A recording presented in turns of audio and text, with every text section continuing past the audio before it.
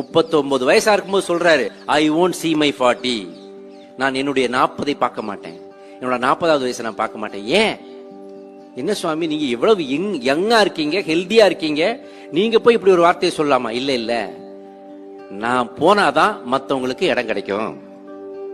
அவர் சொல்ற வார்த்தை என்ன சொல்றாருன்னா, அதுக்கு ஒரு அழகான உதாரணம் சொல்றாரு Swami Vivekanandar. Under the shade of a big tree, small plants will not grow. ஒரு பெரிய மரத்தின் நிழலில் சிறு செடிகள் வளராது. பெரிய மரம் போனாதான் சிறு செடிகள் வளரும்.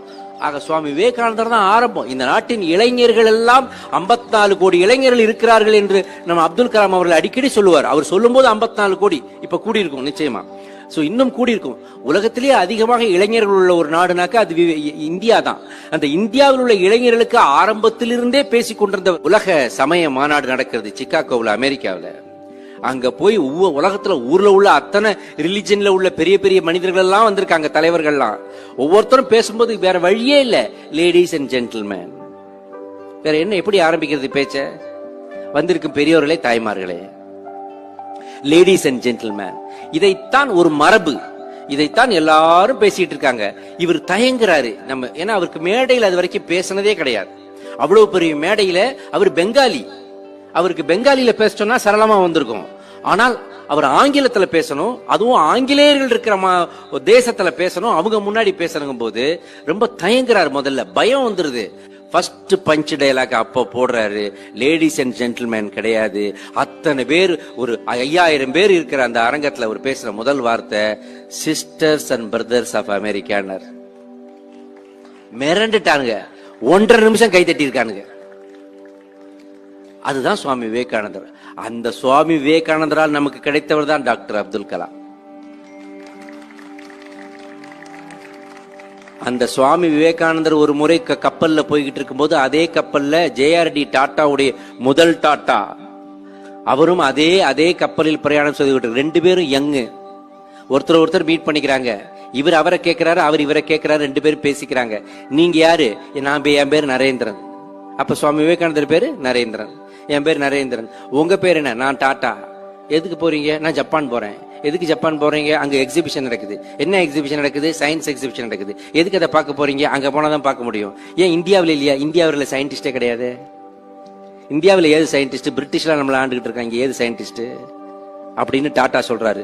உடனே சுவாமி விவேகானந்தர் அப்ப நரேந்திரநாத் கூப்பிட்டு உட்கார வச்சு அவருக்கு பாடம் எடுக்கிறாரு. அட பாவி, இந்தியாவில் இப்ப பிரிட்டிஷ் ஒரு 200 வருஷமா ஆண்டுகிட்டு இருக்கிறதுனால இப்படி சொல்ற, அதுக்கு முன்னாடி இந்தியா எப்படிப்பட்ட, இந்த பாரத தேசத்துல எவ்வளவு பெரிய பெரிய அறிஞர்கள், மேதைகள், கணித மேதைகள், விஞ்ஞானிகள், மருத்துவ சாஸ்திரம் அப்படின்னு வரிசையா சொல்லி, பாஸ்கரா, ஆரியப்பட்டா, அது சிசுர்ஷு இன்னும் வரிசையா சொல்றாரு. First open bypass heart surgery பண்ணவனே இந்தியாவில் உள்ள ஒரு யோகி தான்டான்னு சொல்லி எல்லாத்தையும் வரிசையா சொன்ன உடனே அவர் இன்ஸ்பயர் ஆயிடுறாரு. சரி, இது ஒரு மனசுலயே இருக்குது. 1904 மைசூர் மகாராஜா வந்து டாட்டா பாக்குறாரு. அதுக்குள்ள அவரும் ஒரு பெரிய தொழிலதிபர் ஆயிடுறாரு, இரும்பு பிசினஸ்ல. இந்த மாதிரி சுவாமி விவேகானந்தர், அதுக்குள்ள சுவாமி விவேகானந்தர் உலகம் முழுக்க பாப்புலர் ஆகி மிக மிக பெரிய ஒரு சூப்பர் ஸ்டாராவே ஆயிடுறாரு. சோ அவருடைய இந்த மாதிரி விவேகானந்தர் அந்த காலத்துல என்கிட்ட கப்பல்ல போகும்போது கேட்டாரு, விஞ்ஞானிகளுக்காக ஏதாவது ஒரு அமைப்பை ஏற்படுத்த சொன்னாரு. நீங்க கொஞ்சம் லேண்ட் கொடுத்தீங்கன்னா நான் பண்ணிக்கிறேன்னு கேட்க, மைசூர் மகாராஜா 700 ஏக்கரை பெங்களூர் சிட்டில சென்டர்ல 700 ஏக்கரை கொடுத்தாரு. அந்த 700 ஏக்கர் இப்ப சுருங்கி சுருங்கி சுருங்கி சுருங்கி ஆக்கிரமிச்சு இத்தினுண்டா இருக்கும். யாரு கண்டா? இப்ப அங்க ஆரம்பிக்கப்பட்டதான் இந்தியன் இன்ஸ்டிடியூட் ஆஃப் சயின்ஸ். அந்த இந்தியன் இன்ஸ்டிடியூட் ஆஃப் சயின்ஸ் ஆரம்பிக்கப்பட்டு 100 வருஷங்களுக்கு மேல ஆச்சு. அந்த இந்தியன் இன்ஸ்டிடியூட் ஆஃப் சயின்ஸ்ல முதல்ல மேனேஜிங் டைரக்டரா இருந்தவர் யாருன்னு பார்த்தாக்க சர் சி.வி. ராமன். அவர் தான் இந்தியாவில் முதலா விஞ்ஞானத்துக்கான நோபல் பரிசை பெற்ற விஞ்ஞானி தான், அதோடைய டைரக்டரா இருந்திருக்கிறாரு. அந்த இந்தியன் இன்ஸ்டிடியூட் ஆஃப் சயின்ஸ்ல இருந்து கொஞ்ச நாள் கழித்து பிரிந்தது தான் சிஸ்டர் கன்சர்ன் தான் இஸ்ரோ எனப்படும் இந்தியன் ஸ்பேஸ் ரிசர்ச் ஆர்கனைசேஷன். அந்த இந்தியன் ஸ்பேஸ் ரிசர்ச் ஆர்கனைசேஷன்ல இருந்து கொஞ்ச நாள் கழிச்சு நமக்கு ஒரு இளம் விஞ்ஞானியா அது உள்ள சேர்ந்து, அதன் பிறகு பல பல பல பல சாதனைகளை நிகழ்த்தி, பிருத்திவி அக்னியின் வரிசையா நிகழ்த்தி, பத்மஸ்ரீயை பெற்று, பத்மபூஷனை பெற்று, பத்ம விபூஷனை பெற்று, பாரத ரத்னாவாகி நம்முடைய இந்தியாவுக்கே ஜனாதிபதியான டாக்டர் ஏபிஜே அப்துல் கலாம் வருவதற்கு காரணமே சுவாமி விவேகானந்தர்.